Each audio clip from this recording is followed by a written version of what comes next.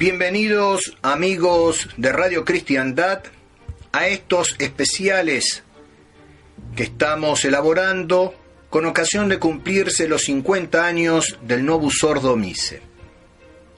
Estamos a 50 años de la Segunda Reforma Protestante. Esa reforma no católica que comenzó la operación de supresión del santo sacrificio de la misa.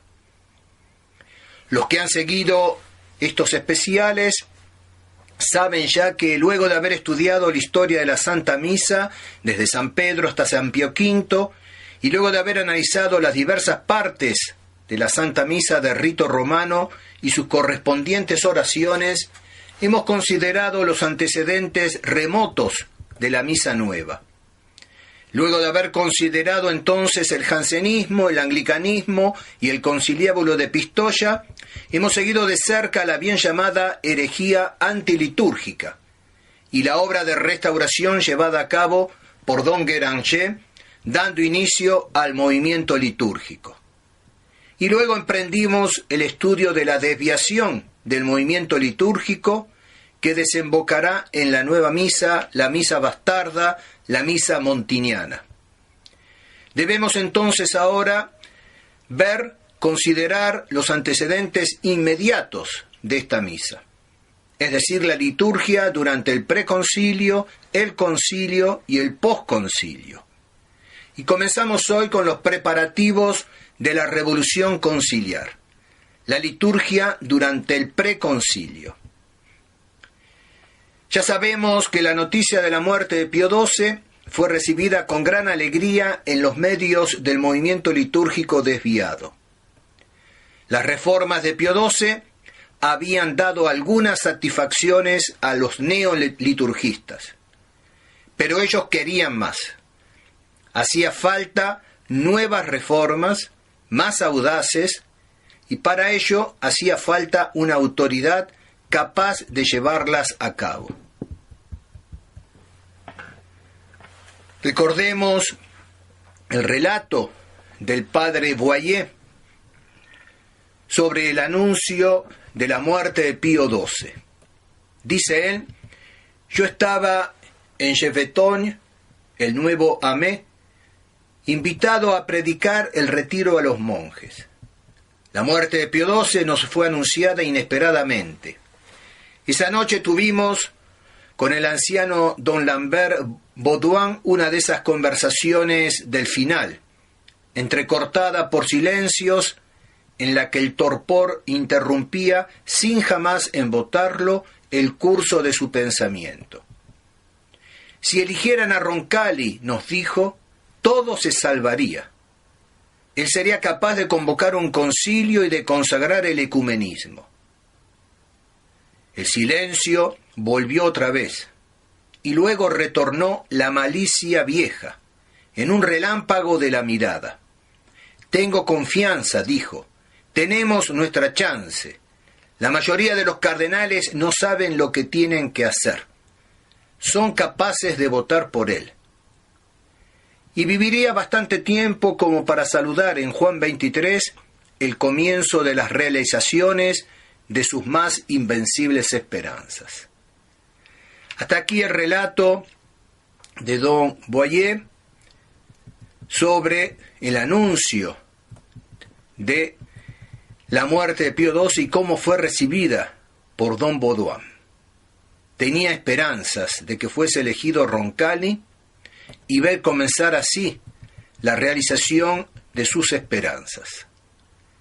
Recordemos que Monseñor Roncalli y don Lambert Baudouin eran amigos desde 1924.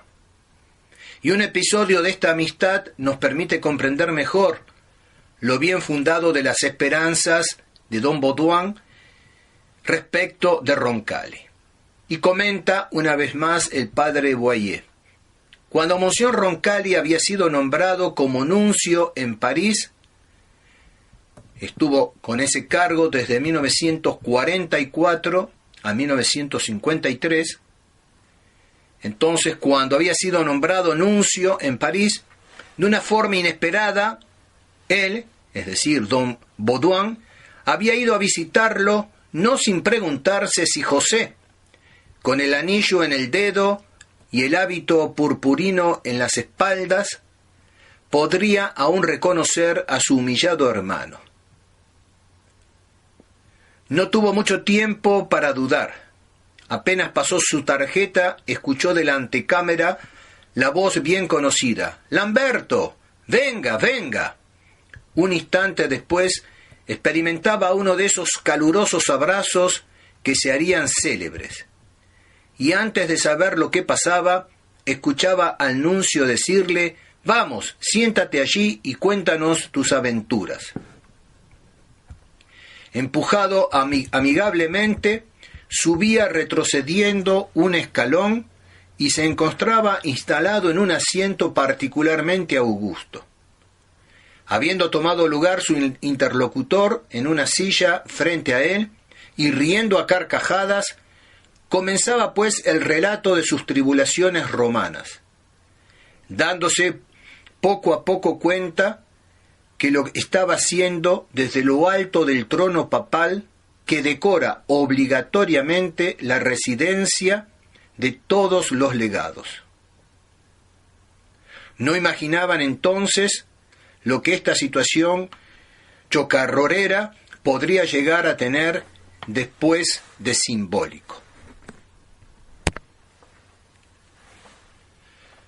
Por lo tanto, podemos decir con seguridad que don Baudouin conocía bien a Juan XXIII y sabía desde 1958 que él consagraría al ecumenismo y que reuniría un concilio que haría la síntesis de todo su trabajo, la síntesis del movimiento ecuménico y del movimiento litúrgico. Al consultar a los dos cardenales sobre su inspiración, tuvo como única respuesta lo que él mismo describió como un impresionante y devoto silencio.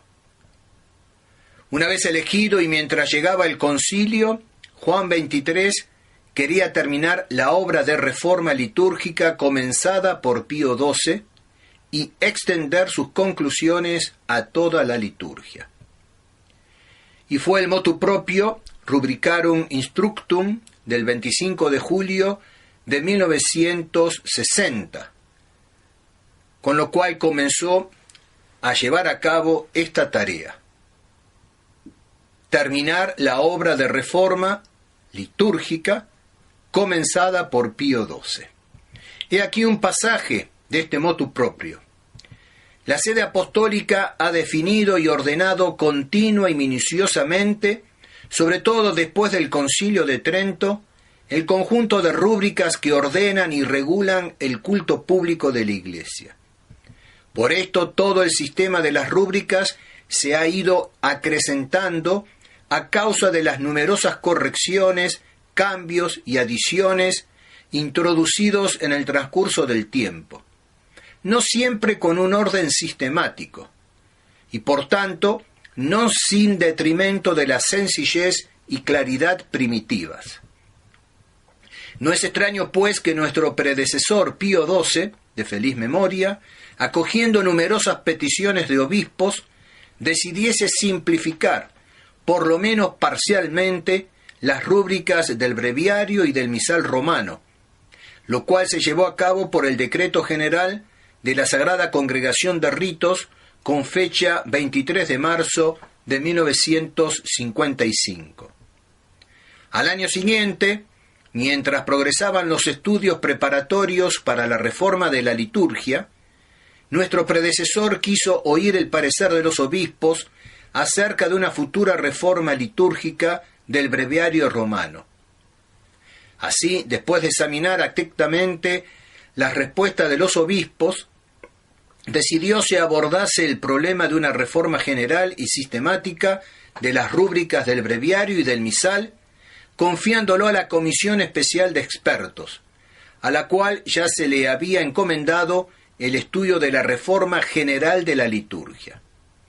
Nos, después de que por inspiración divina decidimos convocar el concilio ecuménico, más de una vez hemos pensado que sería más conveniente hacer de esa iniciativa de nuestro predecesor, y después de haberlo ponderado bien, nos hemos determinado que se deben proponer a los padres del futuro concilio los principios fundamentales referentes a la reforma litúrgica, pero que no se debe diferir por más tiempo la reforma de las rúbricas del breviario y del misal romano. Hasta ahí las palabras de ese motu propio. Esta reforma litúrgica en el fondo no es otra cosa que la extensión a toda la liturgia de las rúbricas puestas a prueba en 1955 y 1956 por los periti de la Comisión de Reforma. Por lo tanto, ella merece el mismo juicio que las reformas de Pío XII. Respecto del breviario, Juan XXIII escribió de manera sarcástica, al mejor estilo de Decime Jorge. También nos había hecho recordar ya a este personaje lo que sucedió en la Nunciatura de París con Don Baudouin, cuando lo hizo sentar en la representación del trono de San Pedro. Pues bien, encontramos en ese motu propio estas palabras. Se introducen modificaciones oportunas que reducen algún tanto la extensión del oficio divino. Este era el deseo de muchísimos obispos, en atención a muchos sacerdotes que hoy están más agobiados por las preocupaciones pastorales. Por lo cual exhortamos con ánimo paternal a estos y a todos los obligados a recitar el oficio divino a que procuren compensar lo que se ha abreviado con mayor diligencia y devoción en el rezo del oficio divino. Y puesto que a veces se ha acortado algún tanto las lecciones de los santos padres, exhortamos insistentemente a todos los sacerdotes a que tengan asiduamente en sus manos, como texto de lectura y meditación, las obras de los padres, llenas de tanta sabiduría y piedad. Los que están escuchando comprenderán por qué dijimos que de manera sarcástica Juan XXIII escribió esto. Resulta que sacan del breviario las lecturas de los santos padres para abreviarlo, porque tienen muchas preocupaciones pastorales y no pueden rezar todo el breviario. Y luego, para compensar, le pide que tengan en sus manos como lectura y meditación las obras de los mismos padres de la cual él expurgó el breviario. Es para reír y para llorar. Así tomaba la importancia del breviario Juan XXIII. Y así la deben tomar también los que siguen esta reforma.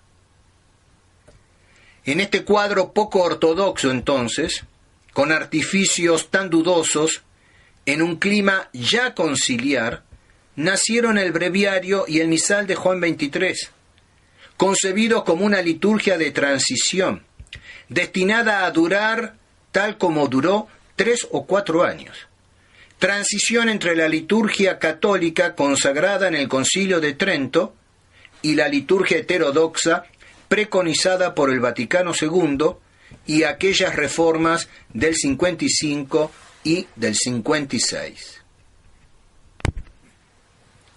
Esta reforma de 1960 constituye, pues, como la síntesis de las reformas preconciliares. Para mayores males, Juan XXIII encargará al concilio la reestructuración de los principios fundamentales de la liturgia.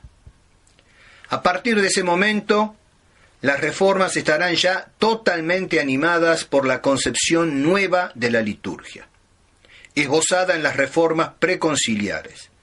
Reformas mucho más considerables vinieron después a trastocar enteramente la liturgia. Por otra parte, los modernistas ponían a punto la concepción de una nueva misa, en todo idéntica al Novus Ordo Missae, que vería la luz 9 años más tarde. La comisión preparatoria de liturgia fue integrada por varios miembros del movimiento litúrgico. Su secretario era el padre Bunini, y entre sus miembros se encontraban don Capel, don Bote, el canónigo Martimore, los padres Hanhiu, Ji y Journel. Como veremos en otro especial, de todos los esquemas preparatorios del concilio, el de la liturgia fue el único aceptado por los padres conciliares. Eso habla a las claras de que los progresistas estaban plenamente satisfechos del trabajo, cuyo principal autor era el padre Bunini. El cardenal Cicognani, presidente de dicha comisión, fue moralmente obligado a firmar y a aprobarlo. Los revolucionarios tenían pues a punto la reforma y la táctica para hacerla aceptar. Dominan la comisión preparatoria de liturgia y están listos y en inmejorable posición para triunfar en el concilio. Pero no hay que olvidar que esas primeras reformas habían causado ya una considerable perturbación entre los fieles. Testimonio de esta inquietud es un librito escrito por el padre Rogué, Nos cambian la religión. Este libro expresa las inquietudes de los católicos de los años 1958-1960 ante los cambios sobrevenidos en la liturgia.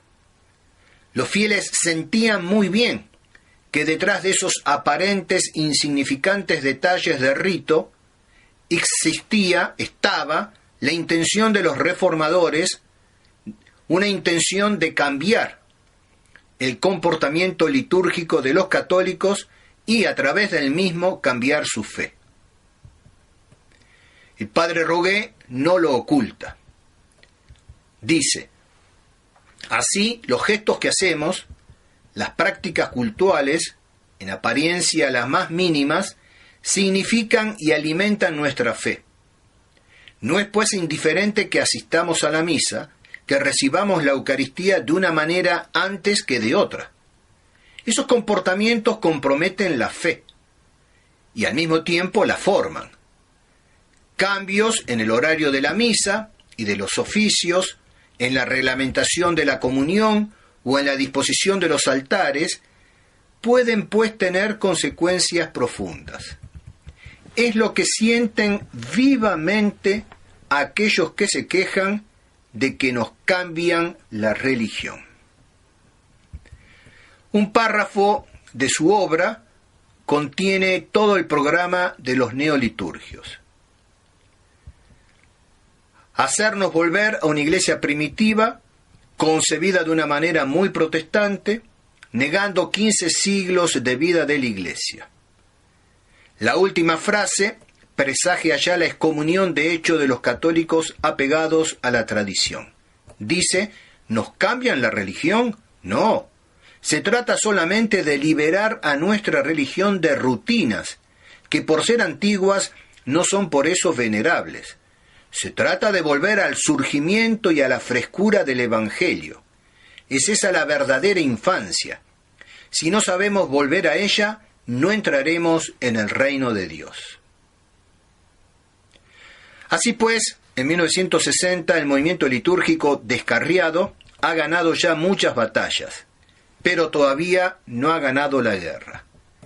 Sus dirigentes, protegidos en las altas esferas, han aprovechado de la solicitud pastoral de la autoridad para desquiciar la antigua estabilidad de la liturgia católica y para insinuar a través de los ritos su nueva concepción de la liturgia. Juan XXIII había anunciado la reunión del Concilio Ecuménico que trataría, entre otros, los principios de la reforma litúrgica. Ese concilio fue verdaderamente, según la expresión del cardenal Suenens, 1789 en la Iglesia. El anciano don Lambert Baudouin había pronunciado su deseo, su anhelo: si eligieran a Roncalli, todo se salvaría. sería capaz de convocar un concilio y de consagrar el ecumenismo.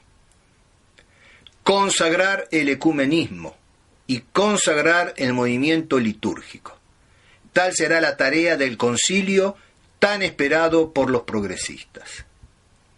Hacía más de 40 años, los neoliturgos desparramaban sus errores. A esta altura de los acontecimientos, ya habían conseguido influenciar a una porción considerable de la jerarquía católica. Habían obtenido de la Santa Sede alentadoras reformas. Todo ese paciente trabajo de Zappa iba a dar sus frutos. Los revolucionarios de la liturgia aprovecharon la Constitución sobre la liturgia para hacer admitir sus tesis. Nombrados luego miembros de la Comisión Concilium ad exequendam Constitutionem de Sacra Liturgia, no tuvieron más que socavar ese trabajo y sacar las conclusiones extremas de los principios del concilio. La liturgia conciliar promulgada por Pablo VI no será sino la conclusión necesaria, la expresión y la síntesis de todas las desviaciones del movimiento litúrgico. Así, el fruto maduro de las reformas introducidas desde hacía más de 10 años. Todo el mundo conocía los proyectos de Juan XXIII sobre la liturgia. Hemos llegado a la decisión de que se debían presentar a los padres del futuro concilio los principios fundamentales concernientes a la reforma litúrgica. Son palabras de él. Hemos llegado a la decisión de que se debían presentar a los padres del futuro concilio los principios fundamentales concernientes a la reforma litúrgica. Y Roncalli no se contentaría con una reforma de detalles, sino que apuntaba a una reforma de fondo, cuya discusión de los principios sería confiada a los padres del concilio. Había pues que actuar rápido, aprovechar plenamente los pocos meses que faltaban aún para la apertura del sínodo y tener todo bien preparado. Uno de los neoliturgistas, don Adrien Nozan, pone de manifiesto la acrecentada actividad de los reformadores. Monje benedictino de Maredsous, exalumno del Instituto de Liturgia de París, fue nombrado en 1961 profesor en el Pontificio Instituto de Liturgia San Anselmo de Roma. En esta venerable universidad benedictina, donde también don Baudouin había enseñado, don Nocent preparaba el concilio. Su obra, El porvenir de la liturgia, publicada en 1961 con el imprimatur de Monseñor Suenens, nos permite juzgar el estado de ánimo de los neoliturgos en vísperas del Vaticano II. He aquí primeramente un extracto de la introducción, donde encontramos la caricatura del buen fiel. Luego, la descripción llena de caridad del católico progresista. Y por fin, el trazado exacto de la vía media que tomará el concilio, etapa hacia reformas ulteriores. Dice El porvenir de la liturgia, en su introducción. Con 2 años de antelación, no habría, sin embargo, que imaginarse que todos los católicos, vibrando de esperanza a la espera de un concilio, donde serán estudiadas las cuestiones planteadas por la vida litúrgica en la Iglesia en nuestro tiempo. Hay todavía, y más de lo que se podría creer, quienes se preguntan por qué razón hay que modificar usos tan antiguos, bien anclados dentro de sus viejas costumbres. Hay en ellos una oposición feroz a lo que podría turbar una religión que ellos han flexibilizado a su propia medida y en la que degustan una maníaca satisfacción, como uno se siente perezosamente cómodo dentro de un traje viejo y de unos zapatos gastados.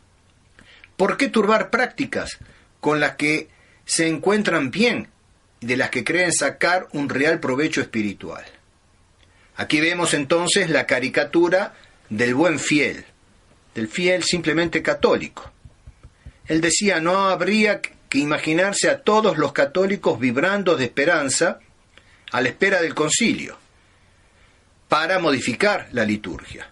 Dice, hay todavía, y más de lo que se podría creer, esos buenos católicos, buenos fieles, a los cuales él describe con una oposición feroz a lo que podría turbar una religión que ellos han flexibilizado a su propia medida, en la cual degustan una maníaca satisfacción, como uno se siente perezosamente cómodo dentro de un traje viejo y de unos zapatos gastados. Ya vemos que Decime Jorge tuvo en el pasado ya buenos ejemplos a los cuales seguir hoy. Y ahora viene la descripción llena de caridad del católico progresista.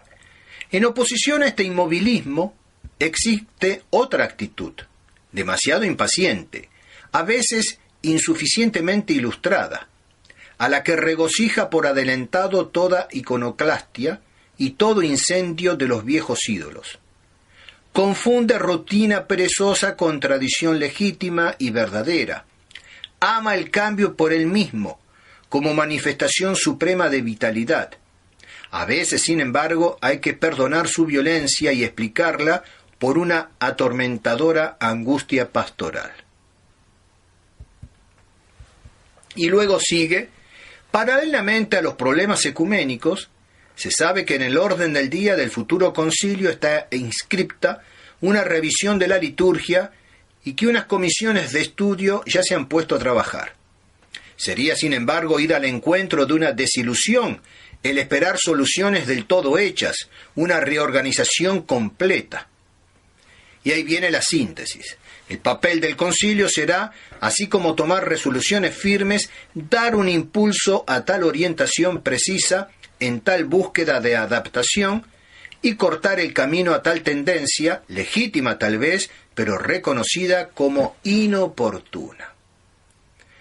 Nocent reveló el plan de los revolucionarios.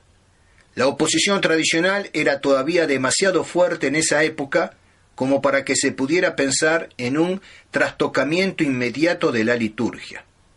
Será preciso contentarse en un primer tiempo con principios de reforma aceptables para la tendencia tradicional, para confiar luego la aplicación de esos principios a representantes de la tendencia progresista. Adrien Nocent sabe bien que el concilio no podrá aceptar de golpe una nueva liturgia de la misa, pero sabe también que esta nueva liturgia, en la cual ha trabajado durante años, será promulgada más tarde en nombre del concilio. Y por esto es que toda la continuación de su libro trata de la liturgia del porvenir, del futuro. Detengámonos algunos instantes en la misa de Adrien Nocent. Ella es suficiente para hacer comprender que la nueva misa ya estaba concebida, fruto bastardo, y que simplemente, inoportuna 15 años antes, ella será dada a luz en 1969 como aborto litúrgico.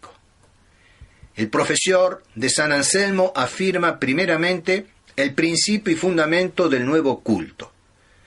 Una gran variedad de celebración sería, pues, permitida alrededor del núcleo central, siempre respetado, y que sería celebrado solo en los días simples. Entonces, una gran variedad de celebración alrededor de un núcleo central. Veamos los detalles. El altar debe estar cara al pueblo, sin mantel fuera de las celebraciones. Una simple mesa, como vemos. Las oraciones de preparación deben ser simplificadas, las lecturas multiplicadas, la oración universal restaurada. Le llama oración universal a esas que hacen después del ofertorio. El ofertorio, después del credo recitado solamente el domingo, es muy recortado. El celebrante no debe hacer sino elevar las oblatas en silencio. El cáliz es colocado a la derecha de la hostia. La palia facultativa, la incensación rápida.